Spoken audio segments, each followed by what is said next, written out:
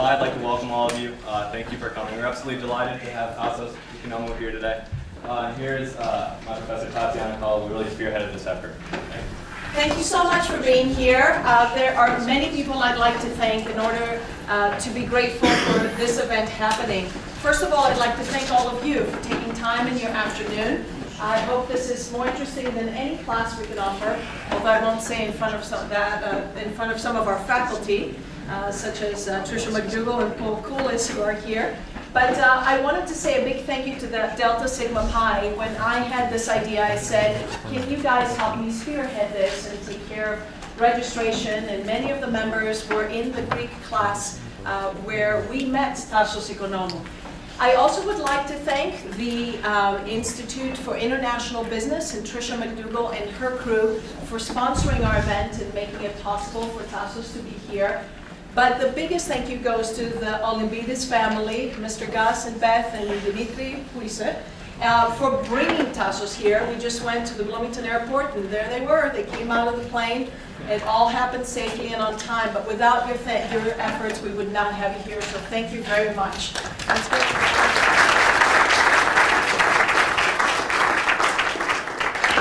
Tassos Economou is, I would say, drinks from life's fire hydrant when others are lining up at the water coolers. He is what I would describe as an overachiever. He went to Oxford University for 2 degrees, philosophy and finance. Any of you here are in finance? Can you imagine combining those 2 degrees? Very interesting. He is working currently, leads the Infinity Finance Group, and that is a group that is a sub-advisor to 2 other groups, that is Icon Fund and the Blue Quant Fund. And he was also the managing director of Intelligent Communication Systems and Services, which is a Greek aviation company. We had the great pleasure of visiting him there with some of the members from our class that's called the Business Culture of Greece. And we had an incredible first touch or first look at Greek aviation, which we were very impressed with. Some of the groups, were you in that, Devin? Yeah. One of the teams that asked the best question got and won a ride in a helicopter, which was exceptionally thrilling and a little scary for me, I would say, as the professor on the ground. So that was great, big fun. But it was actually Tassos' involvement in the Young Presidents Organization back in 2005 that brought Tassos here. See, he knows one of our Kelley grads, Alexia Benfield, very well. And through networking, who you all know, that's how the world works, right? I got connected with Tassos, and that way we visited him in Athens, and now he is here at the Kelley School of Business. Before he starts his very witty titled talk, Why Waste a Good Crisis, I'd also would like to say that our students, when they met him, said, he's the Greek Mark Cuban. And I said, I haven't met our Kelley bad boy, but I can tell you for sure that he's a lot more relational than Mr. Cuban, and he's a definitely much better dresser. So, welcome, Mr. Tassos Economou.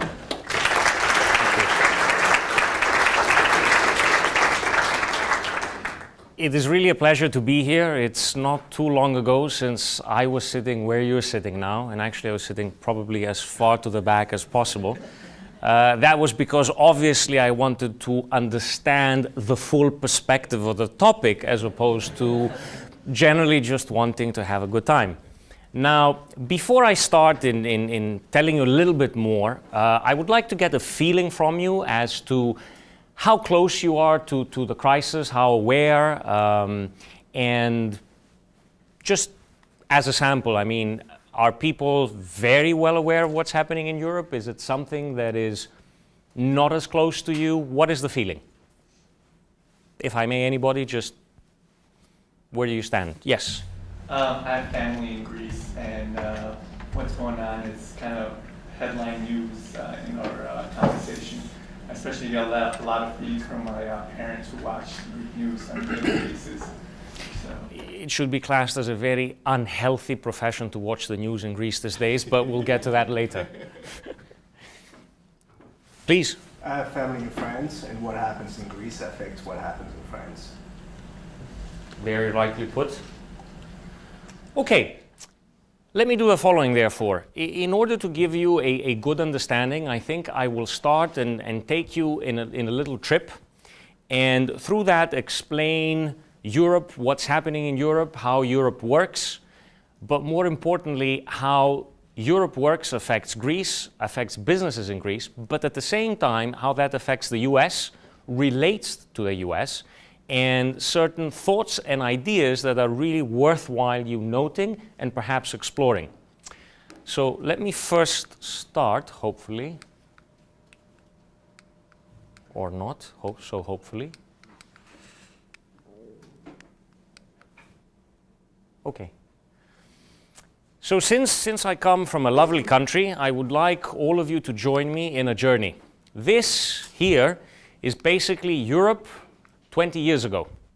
So it is not coincidence, February of 1992 is where a famous treaty was signed, very important for Europe, something called the Maastricht Treaty. What the Maastricht Treaty did is really set the foundations for an amalgamation of nations that till 50 years ago were really fighting each other. You had World War II, you had everybody at each other's throats, and for the first time the foundations of a joint Europe were set. Clear sailing, clear skies, everybody is extremely joyful at this occasion. Now the one thing that happened which is very interesting back then is people sat down and very rationally said, okay, it's a good thing to come together, but very importantly we have to set the rules. How are we going to come together, and how are we going to be able to bring this amalgamation together, to be able to have a union that is set on solid foundations, is prosperous, can allow trade and business to thrive, and at the same time enhances political stability. So what the fathers of the treaty did back in 1992 is they set a set of criteria, 3 of which were the pillars, very important, constantly talked about and a lot of lip service paid to them by politicians. And the first criteria was that, listen, we're all coming together, but it is very important that we contain inflation. We do not want to be in a hyperinflation situation, pretty much as Germany was after World War I, or more recently in the 70s, the US. So what we're going to do is we will not allow inflation to exceed 1.5% of the average of the countries with the lowest inflation in Europe. So you take your group, find the 3 countries that have the lowest inflation, and then make sure that that average is not exceeded by 1.5% by any country in Europe. That is great because it allows for price stability. It's very good for businesses to be able to plan and see what is going to go on. The second thing, which is particularly important to what happened in the crisis in Europe, but also what is happening today in the US, is they said, we need to make sure that we contain government debt. It is very important that these new economies are set on sound footing. And sound footing means we must not overborrow. So they said, as we are progressing, we want debt to GDP not to exceed 60%. Now, some of you may understand, some not, but just to give you an understanding, today France and Germany are at 85, Greece is at 160, Italy at 120, but alarmingly, the US has exceeded 100%. The original target set by the founders was at 60. The reason for that is at 60, it is easy to sustain your debt. So it is unlikely that governments will ever have trouble financing themselves and therefore the overall system. Now, the other interesting thing that they said, which is very important, is and had to do with government deficit per se. So they said, even if that is not possible, it is very important that governments do not overspend. Because even if you start with a debt to GDP at 60, if every year you're borrowing a little bit more and a little bit more and a little bit more, over the years this compounds and that 60% will be unsustainable. Therefore, they said that it is very important that government deficit, i.e., when governments take their tax collections and spend, that the deficit is not more than 3%. All good, all sound, all great. So this is Europe, the foundations are right, everybody's cheering along, it is fantastic easy sailing from now, good for business, no more customs, a market larger than the US for the first time, easy flow of goods, easy to work. So things that for the US are evident, I mean, you can go to California tomorrow and work, you can go down to Texas, or you can go to New York. You don't need a visa, you don't need a permit, you just show up and you work. In Europe, only 20 years ago, so basically our generation's living memory or birth, this only came about really 20 years ago in Europe. So we're all there, we're all joyful, we're all enjoying it, we're all having a great time, but really what is happening is we are here.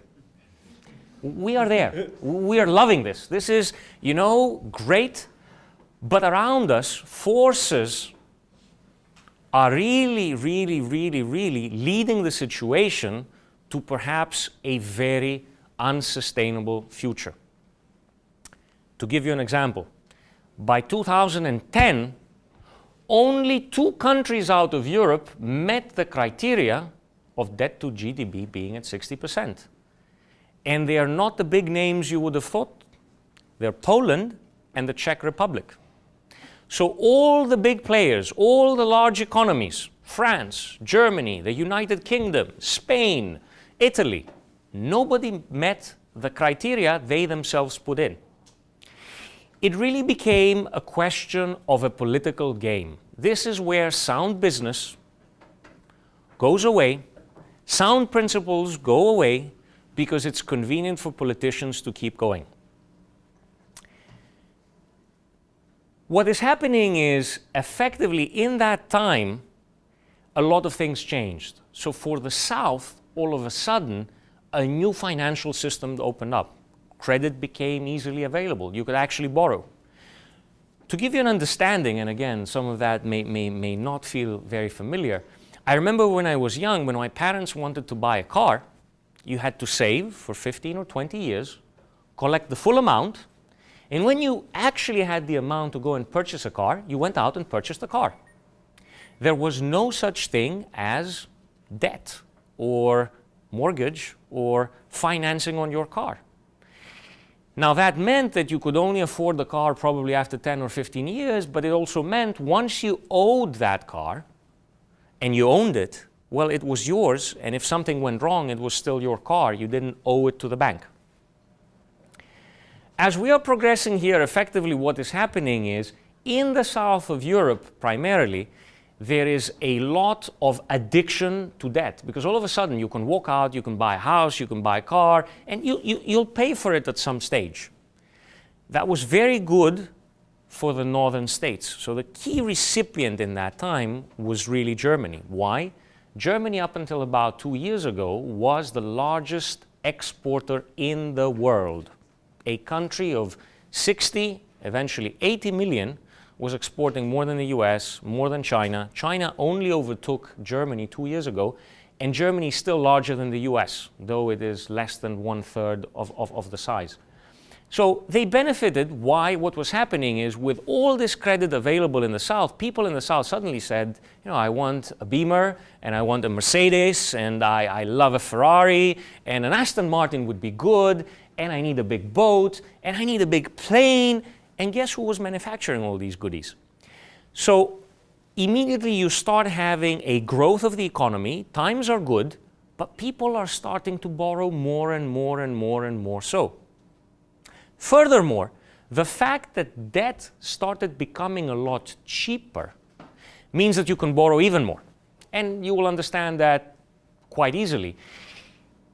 If you owe somebody $100 and you're paying $12 as annual interest, you can sustain $100. If somebody comes back and says, you know what, you only give me $3 a year as interest, well, all of a sudden you may be able to borrow $105 and still make payment.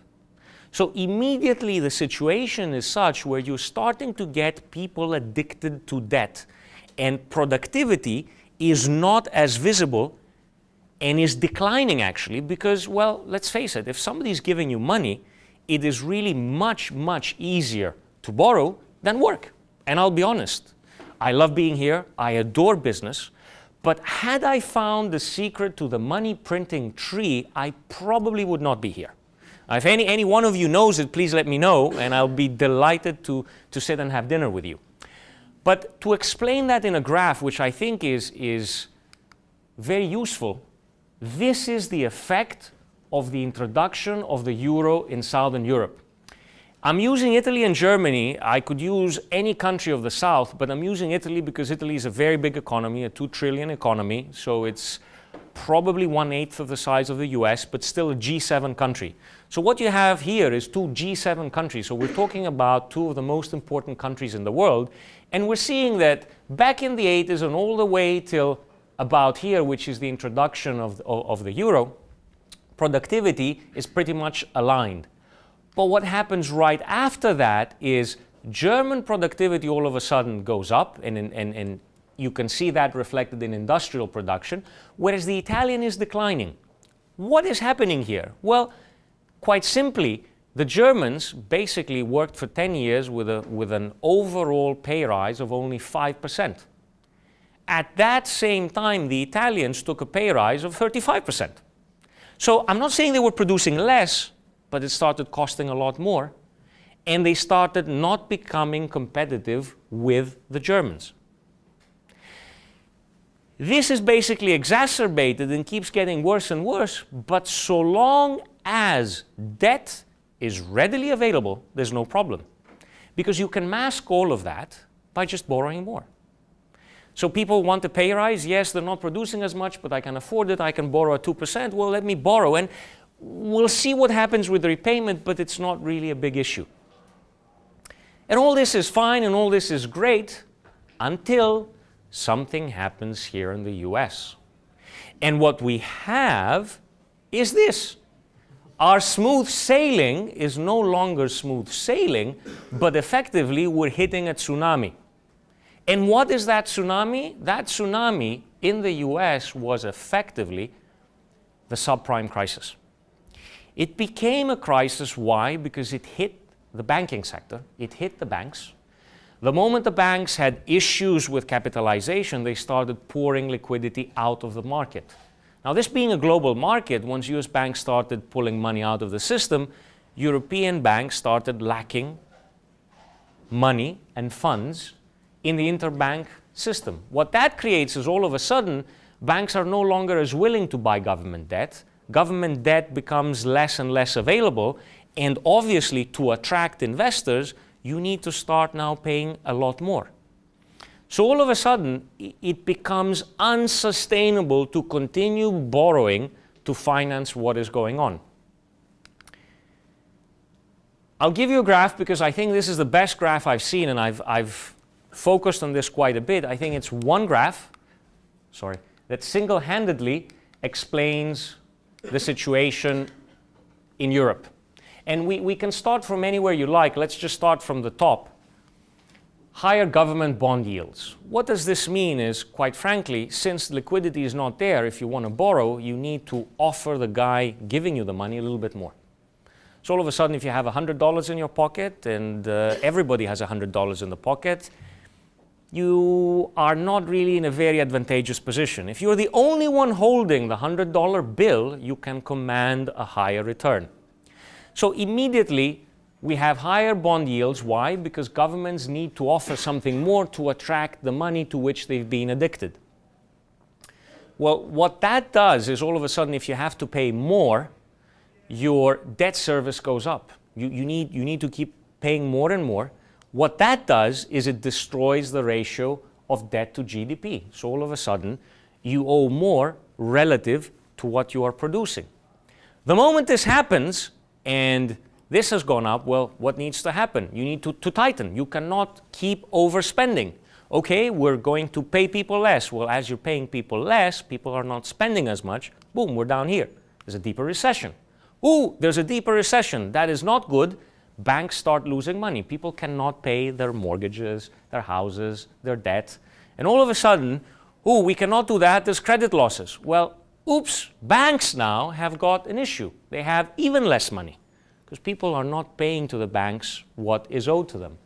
And then boom, we go back up saying, if you still want to borrow, now I need even more because I have less than $100. And it keeps going round and round and round and round in that vicious circle. Now this graph may seem academic and far away from the US, but surprise, surprise, let's bring the US picture. I presume that this might seem familiar to a lot of you.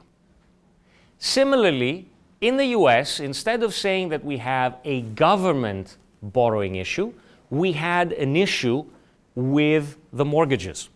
So what happened is, and again, we can randomly start from everywhere, but for argument's sake, let's just start from the top.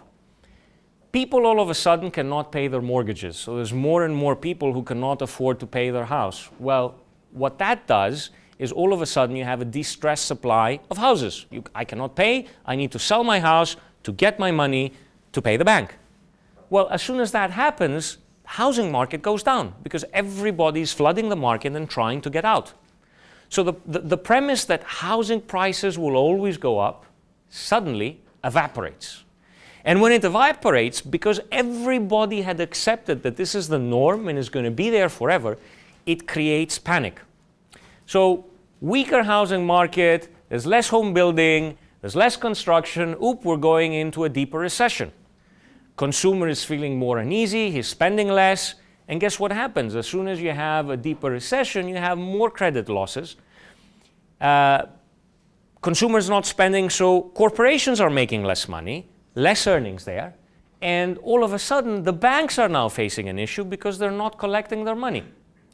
The moment the banks are facing an issue and cannot extend more loans for people to purchase the supply coming into the market, more defaults. And it keeps going round and round and round. So one thing that's very interesting to understand about Europe and what's happening there is it is not at all dissimilar to the experience here. That's very important as a macro picture, but also as an entrepreneur to understand how these things intertwine. How was this resolved in the US? Well, there was a giant influx of liquidity. Basically, what the Federal Reserve did is said, fine, we'll come, and banks, how much money do you need? We'll give you as much money as is necessary to make sure that you have enough to lend to people and we can get our economy moving. Now, this is a lot easier to do in the US because the US has been a single country, so there is one Secretary of Finance, of the Treasury, you call him here, and he can make decisions. In Europe, you have 17 different people with 17 different agendas, not even speaking the same language, try to agree what is the right way of doing things in different countries. Not very easy, believe me. It is fun and entertaining to be in one of these meetings because it's like Babel. Everybody's saying, no, I want, you should, and usually it's in many languages. And it is lovely, but it is very hard to get that same focus and same reaction that we had there. To give you another parallel with the US, the solution to that would be what? Well, clearly what needs to happen is more money needs to go into the system, and when there's a problem, we need to pump money into that. Well, what that means is effectively that the central government needs to pour more money. Pretty much in the US, it amounted to $2 trillion. That is all great and fine, but where does that money come from? It comes from you, from me, from the taxpayer. And that's great until you realize that the taxpayer is not necessarily paying and receiving the same amount. So there's some states that are paying less and getting back more, and there's some states that are effectively paying more and getting back less. The next chart is rather interesting in that respect. And it's this beautiful chart here. What this shows is basically that Missouri, Tennessee, and Kansas are effectively receiving fiscal transfers from California, Connecticut, Illinois, New Jersey, and New York. Effectively, the taxpayers in these states tolerate effectively the gap here, which is roughly 30% of their taxes, are being spent to help the lazy bum in Missouri, Tennessee, and Kansas. And I say that because, you know, as Greeks, that's how we're treated. You're lazy, you don't work. I mean, what is it that you're doing? Arguably, with a common market, to get the power of the consumer, there are certain sacrifices you need to make. Why? Not because this is a charity, but because it makes good business sense. The multiplier in the economy, the power of the consumer, is great, but instead of paying lip service, as I said, there's no such thing as a free meal. You have to put your hand in the pocket and work for the union and pay for the union. Now, remarkably, all these headlines that you've heard about Greece and the Germans and the fiscal transfers and what are we doing, effectively, let me give you the parallel. Surprise, surprise, Missouri is pretty much the size of and importance of Portugal in terms of Europe. Tennessee is kind of like those lazy bums I was saying, the Greeks. Greece. Kansas is like Ireland. And I would replace California, Connecticut, Illinois, New Jersey, New York with Germany, Luxembourg, Netherlands, Austria, and Finland. So effectively, what is happening in the US, and every one of you considers normal, is a big issue in Europe. It's a big issue as to whether we want that union to function and whether money should be given to save Greece and bail out Greece. Whereas effectively the issue is, if you want to have a union, and the most successful union in the world is the US, undoubtedly, it is happening, and you need to accept that as a necessary premise for having that. And the future, and I'm painting a picture just to understand what the normal businessman faces every day, doesn't really look that bright. Why? Well, this is the situation going forward. I mean, 2011 and 2013. So what I'm showing here is basically the structure budget balance, basically what governments are likely to do in the next few years. So let me give you an example. Ireland currently is basically every year the government needs to borrow roughly 9, or used to in 2011, 9% more to add to its debt stock simply to be able to afford the salaries in the public sector as is. This number was going to go to still 8% of GDP in 2013. Greece is much better on that front, and you will see it here. You have France, and the interesting thing is France, again, a G7 economy in 2013 is going to be worse than Greece. Portugal, Spain, Austria, etc., etc. That's all great, and you know, this European guy has come here and is telling us about Europe. But bear in mind that the US is right here, in between Ireland and Greece, the two single most problematic states of Europe. What that should tell somebody is that going forward, what is happening in the US today is unsustainable. This is very important to understand in anything you do in life, the big picture, as a businessman. What that means is that in the future, two things are bound to happen in the US. Taxation is going to go up, and spending is going to go down. Now, in what form, or how, or when, may not necessarily be clear, but the numbers are clearly pointing to that, and that is something that you should factor in to business decisions. Great. Let me now come into the specific situation of Greece and try and take all this lovely big picture, which has been largely academic. It's what they used to do for us at Oxford, blah, blah, blah, GDP, macro. But it is important. What is the situation in Greece? Well, you started with a high debt, which was about 140% of GDP. Well, in simple English, this means if the country works for a year, and every single thing they produce, they don't consume, they don't use anything, they take all of that and pay back debt, well, they'd still owe 40% more. In the US, this means that if all of you just say, for the next year, all I'm going to do is I'm going to work, I'm not going to earn anything, and all my product is not going to go into anyone's pockets, it's just going to go to pay my debt, that's when you pay your debt. So a very large amount of debt, because clearly people need to survive, and it is impossible to work for a year without earning anything. Second thing is that government deficit was in excess of 13%. What that shows you is if that's 13%, well, next year this is going to be added to the 140. Sure enough, it was. The current number has exceeded 160%. The US is at 10%, which means that in 2012, probably unless something happens, and I'm optimistic something will, your debt to GDP is going to be well above 100%. This is perhaps the most worrisome thing that you need to consider, which is what? What does this mean in simple English?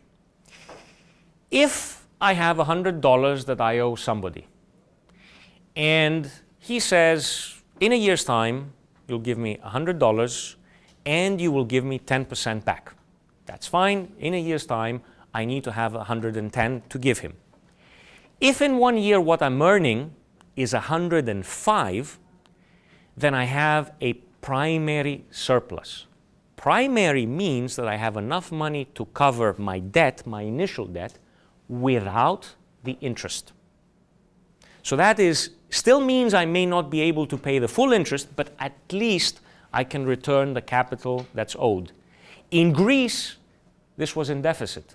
And what does that mean is that, well, that's 140 going to 160, that's 13, and because of my primary deficit, well, this is going to continue to be high.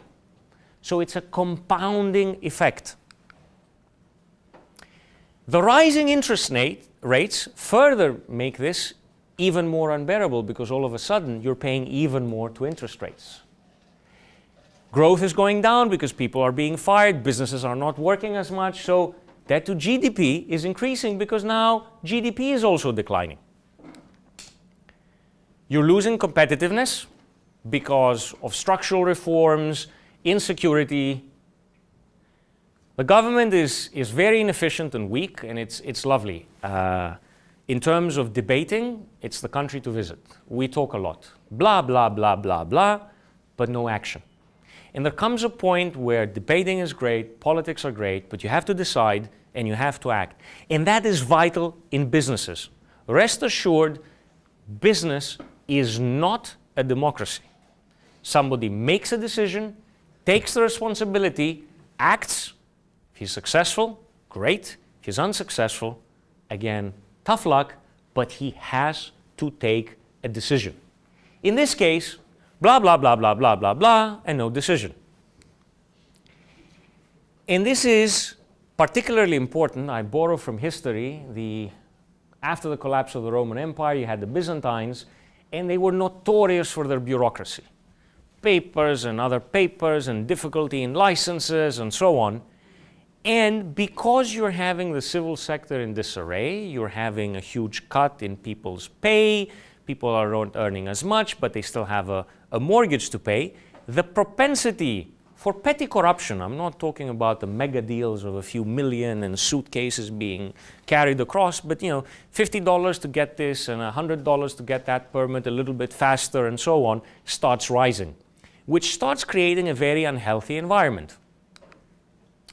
So all this is great. I've given you the macro picture, big picture, governments, blah, blah, blah, but we're businessmen. What do we do in business? How are we affected by all this I've said so far?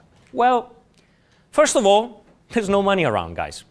And you've seen that in the US after the subprime, until the liquidity and solution came. You go to a bank, you have a great idea. I'm going to buy this monitor, I'm going to buy it for 100. I just found this guy there who's willing to give me 130 for it. Fantastic. I just don't have the capital. Well, all of a sudden, I don't have a business. Because in theory, I'm making 30% profit. In practice, I don't even have the money to buy the monitor to sell it to the next guy. Remarkably, such a simple thing as lack of financing can really take the brightest, most brilliant ideas and destroy them in a nutshell. Second thing, the public sector is in complete disarray. And it is natural. There is a lot of systemic change. A lot of things are happening. But what this means for you as an individual is all of a sudden, if you need a license, a permit, you need to take any tax returns or there's funds that need to be remitted back to you, you've applied for subsidies that are due, nothing is coming. Nothing is happening. So all of a sudden, simple things, you have this great idea with a monitor, Well, assuming that somebody says, I'll give you the money, the government will not issue you a permit for you to incorporate and or be able to trade. So it's as simple as that. Your idea is great. Even if I get the money, I cannot realize my dream because I cannot start with letter A, let alone get to Z.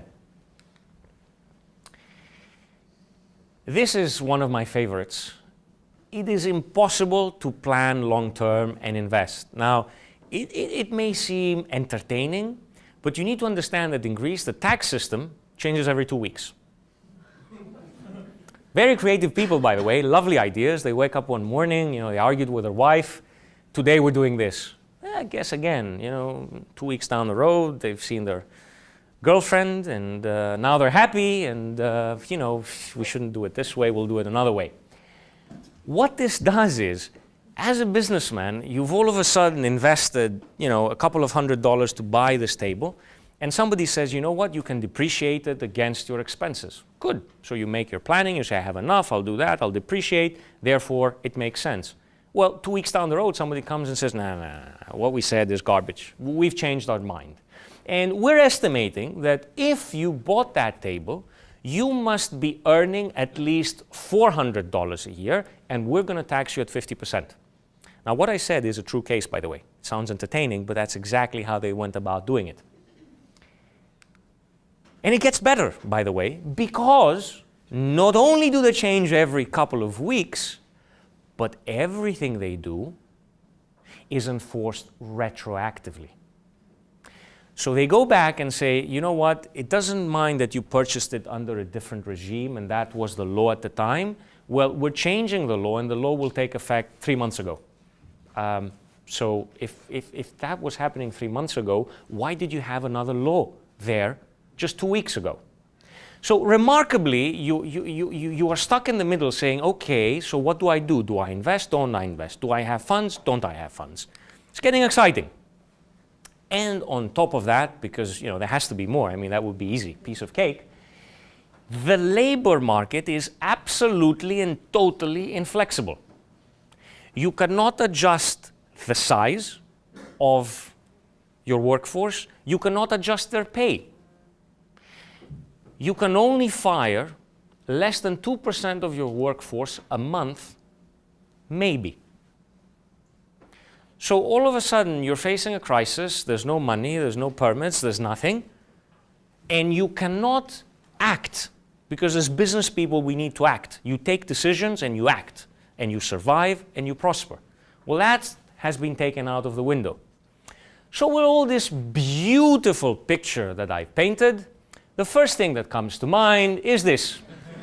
Open the window, get out there, you'll get the breeze, it's nice and breezy, it's high up, and I guess the easiest thing is just fall off there and hopefully your wife collects the insurance if you've had enough to pay it. But the good thing is, as I'm standing there, and it's high up, so I get a very good view, right across the street is this flag. This flag is the flag of the European Union, the Union, the stars. I really start feeling very patriotic about this. I'm really feeling good about, I trust the Union, it's about uniting Europe. But more importantly, right next to it is the flag of the European Central Bank. And instead of jumping suddenly, I have a huge smile in my face. And the reason I have this smile is that little thing in the center, which I like a lot. This is the euro sign, and I like to make euros. So instead of jumping, I'm thinking, you know what? This is a golden opportunity. And all these things seem bleak. That is fantastic, because they will seem bleak to everybody but us. Which means everybody will be thinking, oh my God, this is a disaster, whereas we will maintain our cool and try and think how we can differentiate, where we can differentiate, and where people are overreacting. That is where we will focus and strike. So, any suggestions as to what you could do or what you would do in such a beautiful setting? I hope I haven't depressed you much, but we'll address that. So there's no, the beauty about business, and I need to stress that, joking aside, is there's no rules, there's no hard and fixed ways, there's no right way of doing things. You have to think through and act. So I'm really open. If anybody would like to offer any ideas, any suggestions, please. Is there a way of selling the markets short? I mean, can you sell Greece short? You could, until the lovely government said, no, this is unethical. And they trimmed that down. But indeed, in the beginning, that was a very good idea of actually making money, of saying, well, if all this is happening, well, this can't really be good for stocks. That was indeed one of the first reactions, and a very good reaction. Change the labor laws? Change the labor laws is great if I were a dictator. I'm sure I would be a great benevolent dictator, never get reelected, probably end up in prison or somewhere worse. But unfortunately, as a business entrepreneur, you do not have the power to set the rules. So yes, the idea came to mind, you cannot affect the labor rules per se, but perhaps you can do something about the labor force. I just have a question. If everything is in total disarray, who is enforcing all of these rules? And then why are people so concerned about strictly following them if everything? This is a great question, and it comes with arbitrarily enforcing whatever. The rules are there. They may or may not be enforced. Typically, in your case, the moment you do something, the authorities are tipped by your number one competitor, and they randomly just find you.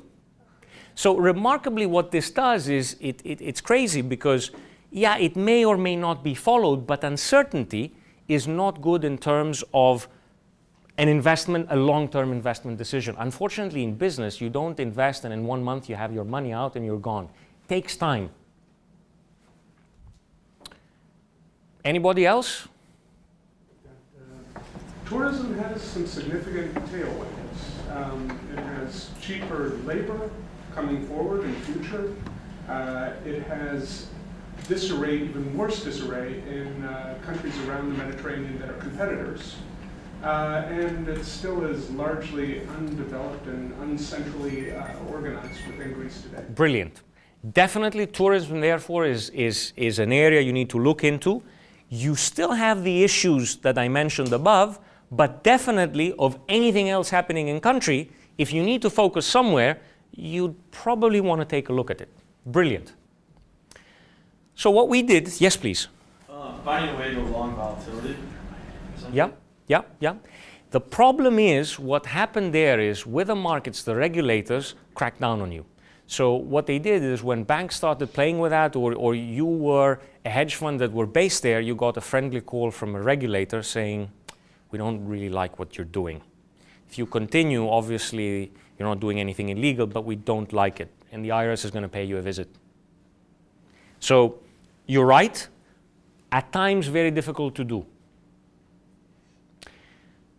So in a nutshell, and thinking similarly and taking from these ideas, what we did is synergies and comparative advantages.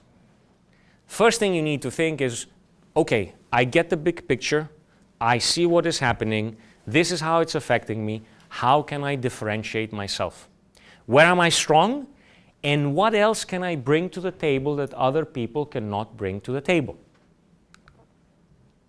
Well, I'll start with our finance arm and what we did there. Now, the finance arm was very important for us. Why? Because all this analysis I explained, the macro analysis, we were following. Therefore, we got tipped before this was happening. We could see this in the interbank rate. We could see the change in liquidity in banks. And we could foresee that no matter what politicians said, they were going there. One thing as business people that I love, and is very simple, is numbers. Numbers will tell you the truth. Marketing will tell you another thing. Sales will definitely tell you another thing. But ultimately, if you can convert things into numbers, it is very unlikely that you will be taken for a ride. You may, but it's much harder. So what we did in the finance arm, well, first of all, we realized we were going for this perfect storm. No financing available, banks facing issues, rising government bonds, all the things I explained before. So what we did immediately is we said, good, we need to increase our cash position.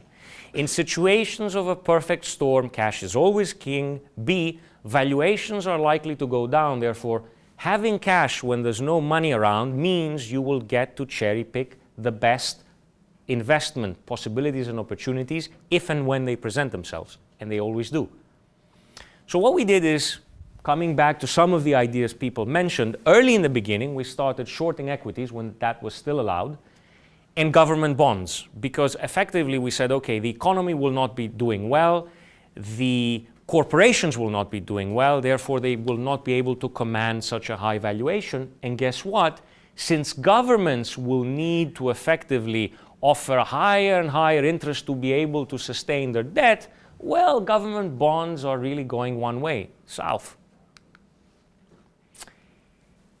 Taking the above general strategy and specializing it, we said of all the universe of stocks, particularly we should be focused on banks. Why? Because the banks are effectively affected by two things. A, they have a lot of loans, so to corporations, mortgages that are getting hit as the consumer has no money. And at the same time, they hold a large portfolio of government bonds. So on both accounts, the banks are going to be hit twice as hard as any individual corporation, which may face only the former part of difficulty in finance, creditors not paying, but will definitely not own toxic government bonds. This is where I think we excel, and this is where I love. What we said is, in this crisis, in every crisis, people at some stage will overreact. They do. It's a natural human tendency. When there's panic, people will overreact, and at some stage, even good things are not perceived to be good, and people just want to get out of them. It's pretty much like owning, last year's Beamer, and all of a sudden the new one has come out, you really need the new one, and you're willing to kill the old one just to get rid of it. Well, imagine that the situation is a little bit worse, and it's not just that you are changing cars, but you're actually facing survival issues for corporations. Therefore, we were sure to make trading opportunities. I'll give you an example to that. A big trade we did there was end of last year. So right after the Europeans met in October and early November and said, we're going to bail out Greece, not an issue, more money is coming in, fantastic. At that stage, the market said, well, maybe yes, maybe no, we're not sure, and they started penalizing Italian and Spanish debt. So they started requesting more and more and more interest, pushing Italy above 7%. What that does is it creates friction and issues in two very large economies, so large that they're unbailable if they explode. At the same time in Greece, thank God for our inefficient politicians, a new tax law comes into play, which says, you know what, you pharmaceutical companies, we think you're making a lot of money. So what we're doing is we're instituting a new tax, and you have to pay us 8% of your revenue as a tax in the next 20 days, because we need to close our books for year end, right? And we're not making enough money. So in the next 20 days, you need to pay us 8% of your revenue. Irrespective if you're making money or not, we estimate you did in the past, and you owe us 8%. So all of a sudden, we're late November. The pharmaceuticals have to find cash. Most of them are not really very profitable per se. And guess what? How did the government pay them in the past for their beautiful service? They gave them bonds. So the market starts becoming flooded with bonds of debt due to the pharmaceuticals. The amounts were not huge. The total was about 1.5 billion euros. Now the interesting thing for us, and where we came in, we said, okay, the pharmaceuticals need money, so they're definitely selling their bonds. At the same time, Europe is facing a crisis and it's hitting Spain and Italy, which cannot be controlled if something were to get out of control. Therefore, it is highly unlikely that Europe, for 1.5 billion, will allow economies of north of 3 trillion to be derailed. So one way or another, they're going to give Greece enough funds to pay that 1.5 billion. And guess what? By doing our math, we actually saw that worst case, the government does have $1.5 billion in cash to pay. So what we did is we went and bought a lot of these bonds. And guess what? 15 days down the road, we made a cool 16% unleveraged. So we sat on our cash for a long time, waiting for extreme opportunities. We prefer to trade once every 6 months, if necessary. That's fine, so long as you can find a good and fundamental trade. And another thing we did is, early on, we said, one thing that's not going to be available in the system is credit. So try and secure as many lines of credit and trading lines as possible, because this is going to become something rare and something that you will not be able to find. This is where it gets very interesting. This is the everyday life of a businessman. Operations. Very tough, mind you. I remember when I was at university, I was the big businessman, and there was this operating guy doing whatever needed to be done to whatever. Ops. Really, ops is where a company is made or broken. It is where everything that can go wrong does go wrong, and it is somewhere where all the attention is needed. It's not trivial. It is very, very, very important. So what did we do here? Well, first of all, I love this saying, and I had to explain it again and again to all my people. I said, guys, going forward, revenue is really vanity. Oh, I have a company that's doing 2 billion turnover and is losing 100 million. Versus, I have a company that has a turnover of 100 million, but I'm making 50. Where would you want to be? Personally, second example really applies to my thinking. Profit is very important, but even more important at times of crisis, you need cash. Cash is really king, because it's the one thing, the one good nobody will have. So we said, okay, let's reduce margins. It is fine. We'll make less, but we have to secure that whatever business we do pays. We need to make sure that either we collect through credit cards or we collect cash, and it's fine if we're not making as much, but we have to generate cash. We then went on and said, okay, this is what my father used to tell me is called staying capacity. The one thing that drives you out of business is effectively if you cannot be in business because either you owe too much or you don't have enough to support your business in bad times.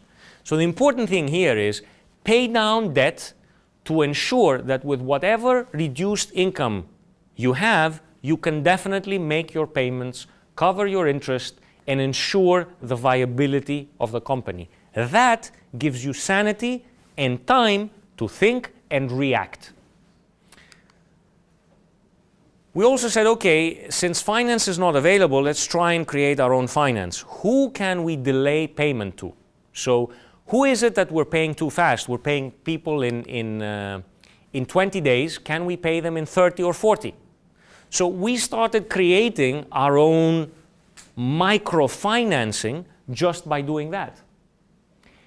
And we pushed people back, but at the same time, we went to those same people and said, but you know, we could pay you in cash today, but we would need a 40% discount. So we're using cash. We are using our own microfinancing to create financing when there's no financing. And we're using whatever cash we have to go back and basically re-increase our margins. We had to reduce expenditures, and this is one thing that I've learned the hard way. In business, you do not control your revenue. A consumer may or may not want to buy. The only thing as a businessman that you control is your expenses. That is the one thing that is 100% 100% in your control. You do not control regulation, you do not control government, you do not control the weather, you do not control the regulator, but you do control your spending decisions. So this was the one thing we could act immediately, we could act rapidly, and this is one where you have to lead by example. So I had to change cars, I had to stop using corporate accounts to travel, to go out. I said, I'll pay out of pocket, but I will show to everybody that I mean what I expect them to do. We had to reduce the stuff, and we did it in two ways. As you were saying before with the labor laws, you cannot necessarily change the labor laws, but you can play with them. So what we did is we said, okay, we have full-time employment. Can we switch to part-time employment? So in the beginning, we said we'll try part-time employment. Outside contractors, cut outside contractors, try and internalize. Try and work with departments in saying, listen, if all of you guys are working well together, there may have to be a pay cut for X amount of months, and once we're profitable again and you see the numbers of the company, all this is going to be reinstated. Give people targets. So you say, guys, that's fine, we understand it's a tough time, we're going to let you work for 3 months. If you do not achieve these targets, then you as a team, all of you, need to move on. We secured bank lines early on, even if the spreads demanded by the bank were higher, but we requested that these lines carry fixed interest rates. Now you may ask, why is that important? I'll tell you why it's important, and this is how you make money. Blue ocean strategy. So we said, okay, we need to think outside the box. Well, by securing bank lines with even higher spreads, we went to the banks when the rate was at 1%, and we said, fine, we'll borrow at 3%. Remarkably, 5 months down the road, we went to that same bank with the cash that we had gotten from the loan and deposited to the bank with 5%. It's beautiful. The bank was paying us 2% to hold their money. And people are like, but how can you do that? I said, well, by being one step ahead of the curve. This is how you are creating money out of thin air. How you are thinking outside the box. How in a situation that is bleak, simply by doing the homework of understanding the big picture, seeing what's coming, and applying it to your own business and to the decision that you can control, you can be successful. Coming back to your point, you very rightly said that Greece has tourism. So we said, okay, Greece is two things, shipping and tourism. Fantastic. Tourism should do well. Why? Because in a crisis, as you rightly said, well, prices are likely to go down.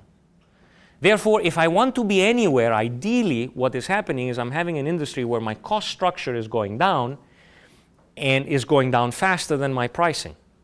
But at the same time, for reasons beyond our control, but reasons that we had to take into our decision, the Arab Spring was happening last year. Meaning to say that the top tourist destinations, Tunisia, Egypt, all the Middle East, were really no longer destinations people wanted to go to because there were riots, people on the street, and a lot of killing. So all this tourism would have to go somewhere, and Greece would benefit from it exponentially. So what we did, instead of moaning in country, we said, good, let's go and look at all the key operators that are operating in those countries. They'll need to channel tourism elsewhere. Go to them, understand what they want, offer it to them quickly, and secure the volume. So we brought volume in by not thinking the way everybody was thinking, tax systems are changing, this is happening, I don't know what to do. We said, fine, we will focus on something that is not capital intensive, because that didn't require a lot of investment, but at the same time we will focus somewhere where we really have an opportunity to make money. And all this is great, and you'll say, okay, fine, with hindsight, we're all prophets. So, he might as well have just looked back and said, great, what would I have done had I known, and just came and gave us a great presentation. Well, let's talk about the future. Let's see how we as businessmen can apply the knowledge of what I've explained and what is happening around us to profit. Well, the massive printing of money that is happening in the US and in Europe is likely to increase inflation. And to me, this is very simple why this would happen. All of a sudden, if the market is flooded with $2 trillion US here, people will have not $100, but a couple of $100. So all of a sudden, the value of money loses its purchasing power. So instead of needing $100 to buy this, you'll probably need $200 tomorrow. Inflation is bound to go up when there's printing of money. But not only that, but governments, as I explained, have a lot of debt. And the best way, and you didn't hear that from me, the best way to price yourself out of debt is inflation. To give you an example, if you had $100 in 1980, would you be able to buy the same things in 2012? That same $100 is worth a lot less in an environment where inflation creeps in, because this next year will cost 5% more, and then in another year another 5% more, and over 20 years this will probably have more than doubled in value. So the best way for a government not to owe as much is to have a lot of inflation. They will still pay you the $100 they owe you, but the value of that $100 will be greatly depreciated. So by knowing these two things, that there's bound to be inflation, and I don't care what politicians say, the numbers say that, look to gradually buy real assets. Assets that will adjust automatically to that inflation. So I gave you the example of the $100. Well, if you keep that $100 bill, I can guarantee you that in 10 years you will not be able to purchase the same goods that you can today. You will be able to purchase a lot less. However, if you buy assets that adjust to inflation, and by real assets, for instance, houses, the housing price, the same house is not or was not worth the same in 80 and in 2000 and in 2010. It follows the purchasing power of individuals. So one thing I'm saying to people here is, not yet. There's still a lot of stock in the US of houses that needs to get out. There's a lot that needs to be done in Europe in terms of the economy. But definitely we need to start considering real assets. And I will give you one of my favorite examples of doing that, and that is a blue ocean strategy, thinking outside the box, which is the following. I would like to buy real estate, but real estate requires money and also requires financing, which I've explained is not really readily available. So one thing that we are doing today as we speak is the following. We said, instead of buying the land, wouldn't it be great if we could control the land without paying for it? Sounds good. So how do you do that? We said, okay, let's go and find the landowners. The landlords now and the owners of property are basically facing a situation where there's a lot of taxation, more taxation, things are changing, finance is not there, they have to pay bills, and they're not making income. So we'll go to them and we'll say, okay, the property you have, we'll rent it. What is the going market rate? 100. We'll give you 110, and we'll pay in cash. Remember, keep cash, have cash.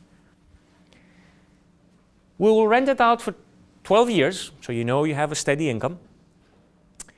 And the only thing that we really need from you is the possibility to sublease the land, because we may want to do something else. By doing that, what we've managed to do is effectively start controlling the best real estate in the center of Athens. Now, the advantages are the following. First of all, we pay no tax. So taxes go up, go down, go left, go right, go center. The landlord needs to deal with them. B, we really don't need that much capital because we really have not paid for the land. What the landowner has done is single-handedly handed us the fruits and kept the liability. And you say, great, but you still need the rent, and what are you going to do with the rent? Well, what we did with the rent, we said, okay, find me a McDonald's, find me anybody who can just pay me the low rent or part of that rent. All we need to do is keep that going for the first couple of years, And then when the economy picks up, your new Versace or Louis Vuitton or Hermes is going to come, and they're going to need a new flagship. And guess what? You control all the real estate. So you can then sublease it to them, sit back home, and that is as close as I've come to that money printing tree I mentioned in the beginning. It is fantastic. I wish my wife were not here to hear that, because that will then mean I'm more affluent, and you never know, she may want to go shopping more often, but that is fine. So in closing, and I leave it at that and I'll open the floor for some questions, there's two things I would like you to remember. The first is something I learned in England by a great statesman, one of the most eloquent people in the world at the time, and that's Sir Winston Churchill, who said that common sense is not as common as commonly thought. Remember that. People assume, wrongly so, that everybody will make the rational decision because it's common sense. Great opportunity. Wherever you hear, this is common sensual, this is where I want to be. So tell me what's happening. The second thing, and being Greek, I had to put that on there, is that there is nothing permanent except change. Things change, things happen, learn to live, and more importantly, learn to thrive on it. Thank you very much.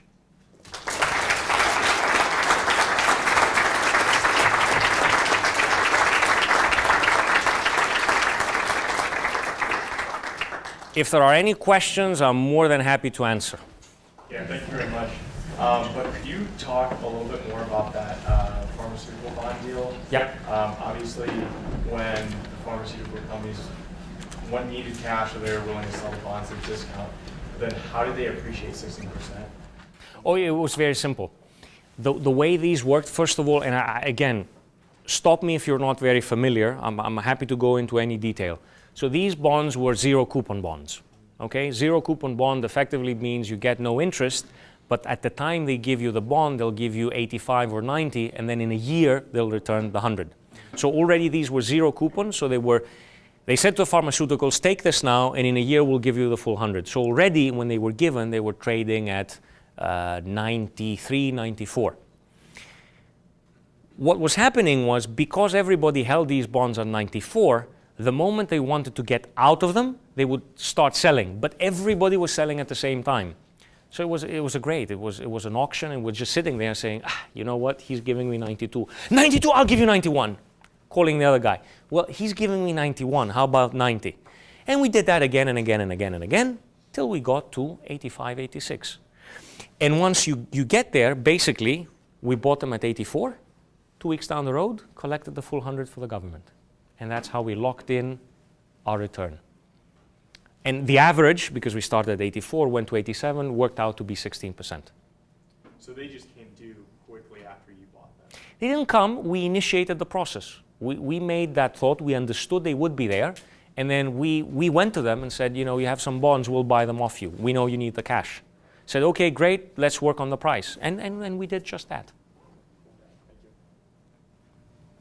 Sure. Not trying to be pessimistic, but suppose if the economy in Greece does not pick up, so like you were talking about Louis Vuitton and Hermes to come there.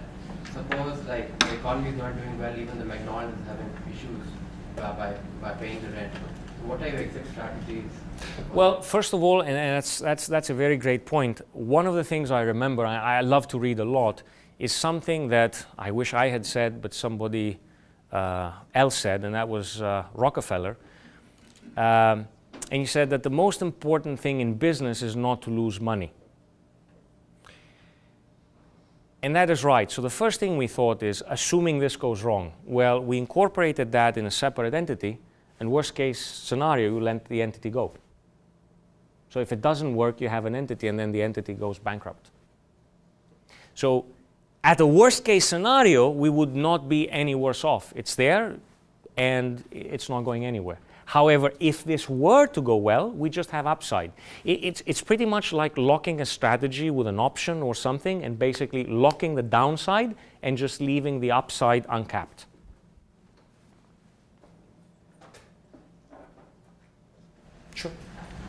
Here in the U.S., we have the Occupy movement going on, where people believe that, investment bankers are taking advantage of the average individual.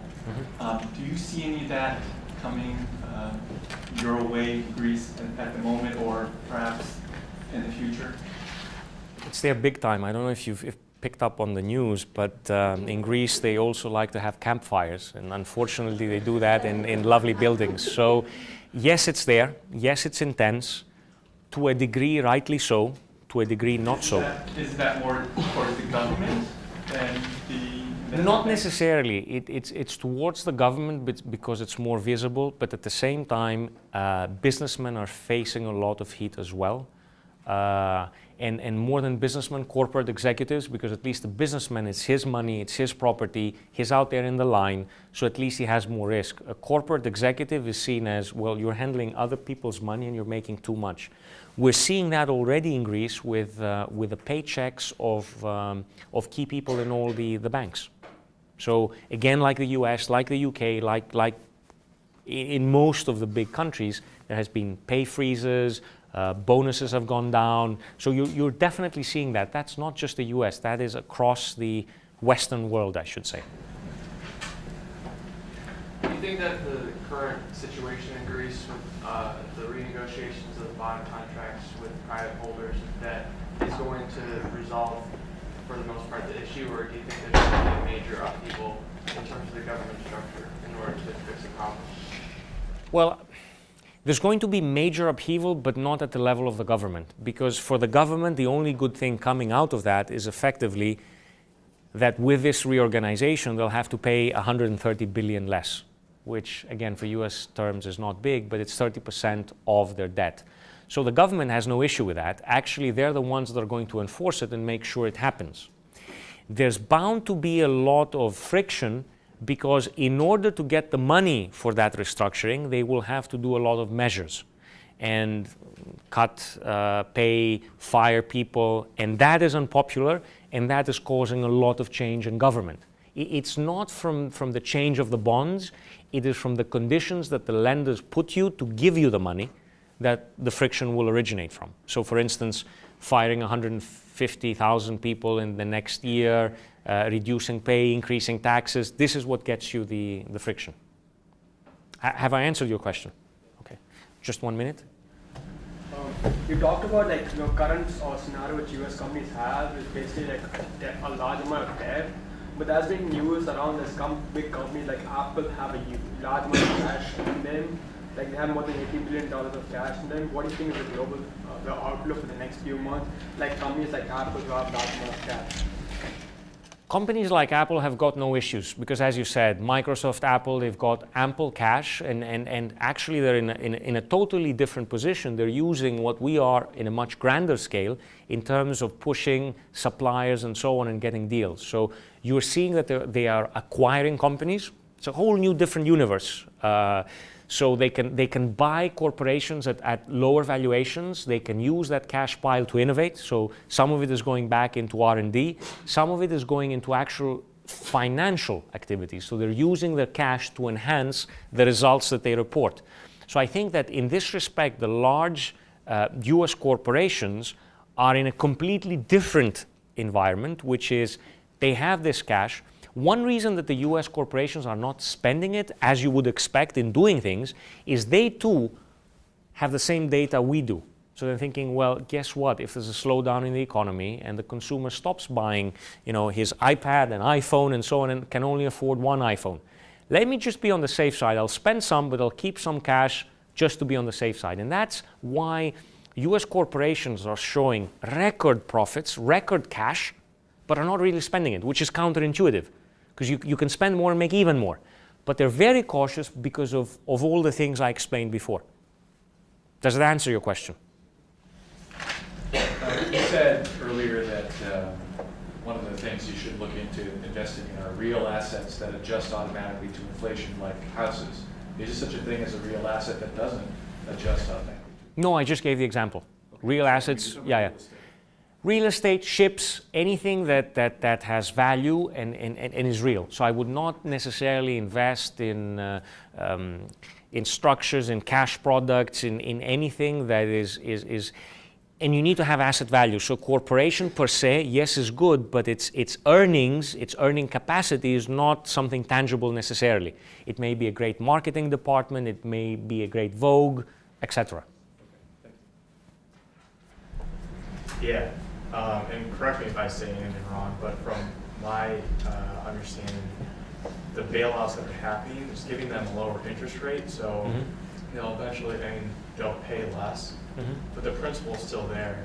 No, the principal is going down. Principle's going Yeah, down. so the way it works is there's a 50% write-off in the principal immediately, and by lowering the coupon, your effective net present value reduction is close to 70%. Okay. So it's good. Yeah.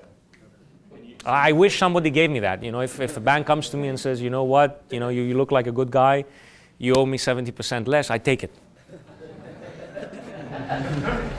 And so where it stands now with that massive write-down, do you think real GDP will be able to cover that, or do you think there'll be further reductions to the debt? Well, going back to what I said, there's still a primary deficit and there's still a government deficit. So these have not been tackled. It means that if nothing happens, well, your debt goes down, but will continue rising. That's why the lenders, Germany, France, and Europe is coming and saying, great, we'll give you the money, we'll give you the reduction, but we don't want your debt to go back up again. So what you need to do is, until such time as you can collect more money and your economy grows, fire some people and or cut on your expenses. Things that are unnecessary and so on, you need to trim down on them. So it's a combination of reduction in your costs and hopefully stimulating the economy wherever you can, because the one without the other doesn't work. Okay? Let me just... I want to also start by thanking you for coming today. It really means a lot to the Kelley School of Business, I think, to have guys like you come speak. My question revolves around, you know, it gets batted around the paper a lot. From your opinion, probability-wise, what do you think the chances that Greece will maintain its membership status in the EU? I'd say where we stand today and for the foreseeable future, and in these days the foreseeable future I doubt can be longer than a year, Greece is going to be a member. It's going to be a member for several reasons. The repercussions until people are rational enough to make the decisions, to understand how countries are intertwined, what the repercussions would be, are far too great for it to happen right now. I am absolutely adamant that Greece is going to be part of the Eurozone for the foreseeable future. What could be a question down the road, and nobody knows the answer to that today, but we are monitoring the numbers because we want a head start if we see something happening, is how successful are they going to be in reducing expenses, and is the economy going to be able to pick up? Basically in the summer, will the Greeks be able to take advantage of tourism? A 25% rise in tourism, which is expected this year, will probably result in about 2.5–3% rise in GDP. If you get that, then all of a sudden you maybe break even or your economy may shrink by only a little bit. So we're really monitoring these numbers because this is exactly how you make money. If people are pessimistic but you see the numbers coming in, you know what's happening. You mentioned how successful Greece is going to be in terms of like cutting costs. It sounds like they've made a huge step forward with that this past week, increasing minimum wages and along those lines. But then some people are saying that they can just, you know, the next few months or next year, they're going to, elect a new regime and they're going to, kind of renege on those stances. Like, how do you keep moving forward with those, I guess, laws or legislation, and also how does the ECB deal with that, because they're giving these new tranches of money, but then they're going to say, oh, never mind. Not coming from Europe, you need to be very careful. Not the ECB. No. The ECB doesn't give money. It's not allowed. They're not allowed to help the states. It's the EFSF. So basically, the answer is exactly what you said. The lenders coming in with the money are demanding that A, you put all these things in law. That was done yesterday, Sunday, yes. And B, that all the political parties and the leaders sign and execute that they're going to honor that. Thirdly, since they control 100% of your debt, they can really squeeze you at any point in time because you still have primary deficit and every year the government still is not making enough to survive on its own. So they have a very firm hold, and that is exactly where the position of Germany was, that yes, but you have to remedy things. You have to put the country in more solid foundations.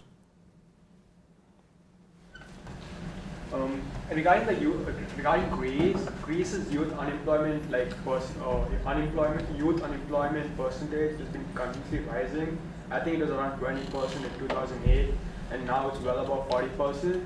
And now government is trying to cut deficit and is trying to cut down jobs. How will government balance this correlation between the youth unemployment and the cutting down budget? To be terribly honest, right now, I think the government lacks the means, power, ways, and intellectual capacity to do it.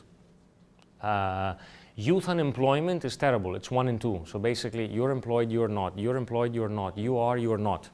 It's that bad. What that does is a lot of youth are basically going abroad. So it's like saying, Greece is New York, I'll go and work in California. That is happening. So there's an exodus of the youth going abroad, working, and then when times are better and the labor force is needed again, they're happy to go back home.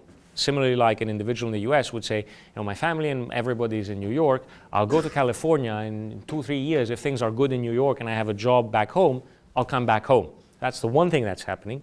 Second thing that I think the only way to do that is to start thinking outside the box. So if we can target tourism, for instance, that creates jobs. Yes, it's a part-time job, it's a summer job, but it creates the first demand that you need to start breaking that vicious circle. So is it something that's likely to happen fast? No. Has Europe realized that? Yes. That's why as part of the fiscal transfers that I was mentioning, they are going to give about 7 billion to corporations and to companies to stimulate the economy. So they're going to give subsidies. They are trying to do things like that. They're very inefficient. It's going to take time. And to my friends, I advise, if they have kids at that age, spend 2 or 3 years working abroad, get the skill set, and then you can come back and use that skill set. Regarding follow-up, if there's high youth unemployment and if people are unemployed for a period of time, doesn't your desperation to start stealing because they've been unemployed? Isn't that a negative affect tourism? Because you're going to a city and large number of people are unemployed, they do kidnapping, Yes, it does, and it has changed. For instance, that was a great opportunity for us. One of the businesses we do, and some of you saw it in Greece, is helicopter aviation. To us, it was a bonanza. Why? Because of all this unrest, people were arriving at the airport, and the airport was barricaded and blockaded by taxi drivers on strike. So you had people there, and they needed to use a helicopter to get out of the airfield. So our sales were up 250%. So what I'm saying is, in every dire situation, you just need to take a different angle, okay? So yes, there are certain things that will prosper. Yes, it is creating a lot of unrest, but B, what this is doing is it's channeling tourism away to the islands. So people will not go into Athens, but they will go to the islands, which was always a seasonal business. The youth are there, they're very eager to work, and mind you, the Greek islands in the summer, a sight to remember for life. Please come, it's good for business. Please. By the way, the city with the highest number of helicopters per capita is Sao Paulo. Yes. And it's because people who have, secure means of transportation. Yes, it is. Question, 2 doomsday scenarios. One you just mentioned here, you said you largely don't believe in it. I don't believe in it either, but the possibility of extraction, what steps have you taken to insulate yourself in case in return to the drachma actually does happen? And number 2, I think there's another doomsday scenario, which is Germany continues to be obstinate. I love the graph that you put up there where it shows German productivity and Italian productivity splitting, and that's been largely because of the strength of the euro, I think, among other things. Deflation of German wages, but also the strength of the euro. And the euro has remained remarkably strong, resilient in my view.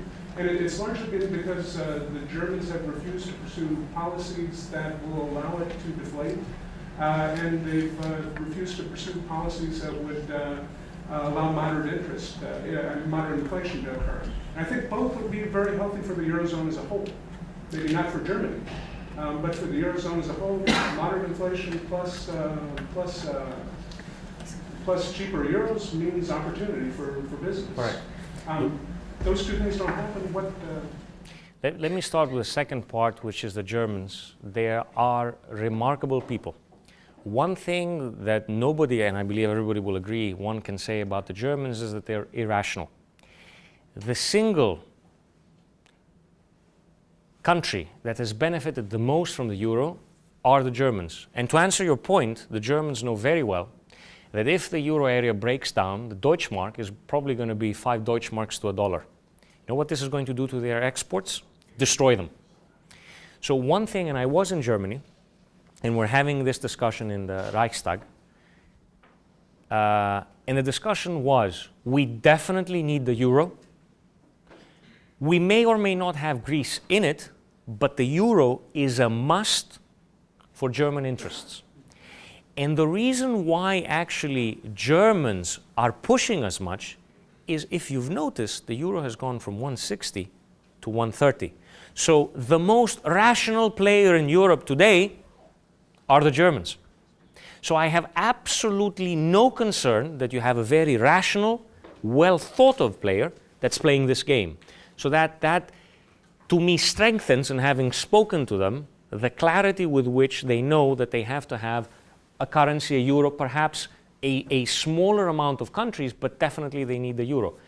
The reason why they're not going about it as aggressively to oust anybody is because of the possible repercussions. If at any point in time somebody told them that, you know what, taking a country out has 0 repercussions, they'd do it yesterday. It means the promise of the EU doesn't matter, and that everyone should be, every prospective member should be paranoid, and every existing member should be paranoid.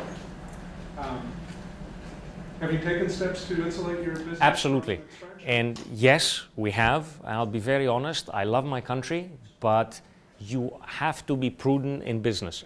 We followed the approach that Vodafone has. So for instance, cash reserves kept in euros. Whenever we have them, we try and use international banks. We've taken capital abroad if necessary. We've tried to reduce capital stock in country as much as possible. We've tried to focus on service as much as possible in terms of our business model. And as far as the finance is concerned, that is definitely handled and custodied abroad. And primarily it is trading and arbitrating for or against the Greek government on a very frequent basis. So yes, again, as Churchill said, we hope for the best, but we plan for the worst. I want to thank you all for being here, and most importantly, Tassos, for all of you. This has been an amazing crash course on the European Union formation, on the European crisis, on the Greek situation, and how to strive and succeed as an entrepreneur today. I'm impressed with how attentive all of you were and so interested. We could probably have gone on with questions, but we have to get Tassos off this land quickly. So as I said when I introduced him, I said when everyone is lining up at the water fountain of life, he drinks from the fire hydrant. So I hope you agree with me now. And let's give him a great big hand. Thank you.